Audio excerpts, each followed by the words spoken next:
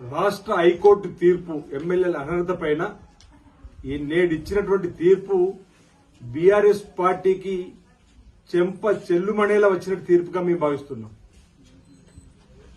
Speaker గారికి ఉన్నటువంటి విశేష అధికారాలు మేము మొదటి నుంచి చెప్తున్నాం. అసలు అనర్హత పిటిషన్లు ఇంకా స్పీకర్ దగ్గరికి చేరుకోలేవు.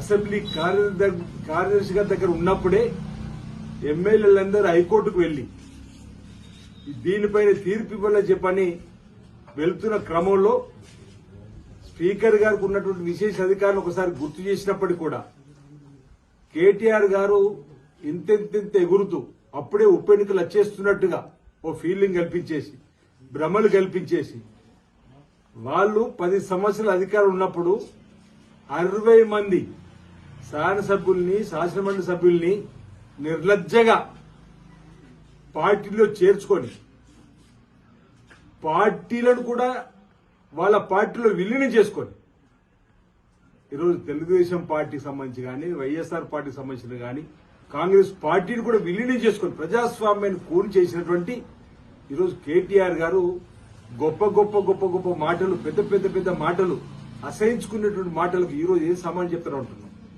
ఈరోజు స్పీకర్ గారికి కాల పరిమితి కూడా విధించలేదు హైకోర్టు. తగిన సమయంలో ఎమ్మెల్యేల అనర్హత పైన నిర్ణయం తీసుకోమనే మాట. అంటే స్పీకర్ గారికి ఉన్న విశేష అధికారులు అసలు వారికి చూడలేదు. అంతా అప్పుడే మీరు వెళ్లి ఈరోజు కాంగ్రెస్ పార్టీ పైన దుమ్మెత్తిపోసేటువంటి కార్యక్రమం చేసినటువంటి సందర్భం. ఈరోజు మీ పార్టీలో మీ 4-5 తప్ప ఎవరు మిగిలిన చెప్పి మీ మొదటి నుంచి చెప్తున్నారు.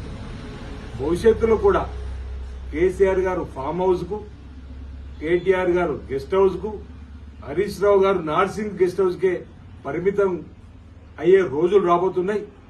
ఆనాడు మీరే 4, అసెంబ్లీలో మీరే 4, ఇప్పుడు మీరే 4 తప్ప ఎవరు కనిపిస్తున్నారో చెప్పంటున్నాం. ఈరోజు ఈ ఎమ్మెల్యేల అనర్హత పిటిషన్ పైన కూడా ఈరోజు భంగపడ్డది బీఆర్ఎస్ పార్టీ అని చెప్పని చెప్పక తప్పదు. ఇంకేదో ఇప్పుడు వింటున్నాం, ఏదో పైకోర్టుకు వెళ్తున్నాం. ఎక్కడికి వెళ్లినా స్పీకర్ గారికి ఉన్నటువంటి విశేష అధికారాలు ఎవరైతే స్పీకర్ సంబంధించినటువంటి అంశంలో వారినే తేల్చుకొని చెప్పి వారినే దీనిపై నిర్ణయం తీసుకొని చెప్పనే తీర్పు వస్తుంది తప్ప మరొకటి కాదనేటువంటి భావన ఈ సందర్భంగా నేను వ్యక్తం చేస్తూ బీఆర్ఎస్ పార్టీ వింత పోకడు వాళ్ళ అధికారులు ఉన్నప్పుడు ప్రజాస్వామ్యాన్ని కూలి చేసి పార్టీ విలీనం చేసుకొని 60 మంది శాసనమండలి సభ్యుల్ని చేర్చుకొని ఈరోజు గొప్ప గొప్ప నీతులు చెప్పేటువంటి ప్రయత్నం చేస్తున్నట్టు ప్రజలు గమనిస్తారు. ప్రజాస్వామ్యం అపవిత్రం పాలు చేసినటువంటి మిమ్మల్ని ఆల్రెడీ ప్రజలు పక్కన పెట్టారు. ఈరోజు మీరు నైతిక విలువలను ఏనాడైతే 60 మంది ఎమ్మెల్సీని తీసుకున్న రోజే కాళేశ్వరంలో కలిపారు. ఈరోజు మీరు గొప్పగా మాటలు చెప్పడం అనేది సరికాదు. ప్రజలందరూ కూడా గమనిస్తారు. ఈ రోజు వచ్చిన తీర్పు బారాసాకు చెంప పెట్టని మరో మాట ఈ సందర్భంగా తెలియజేస్తాం.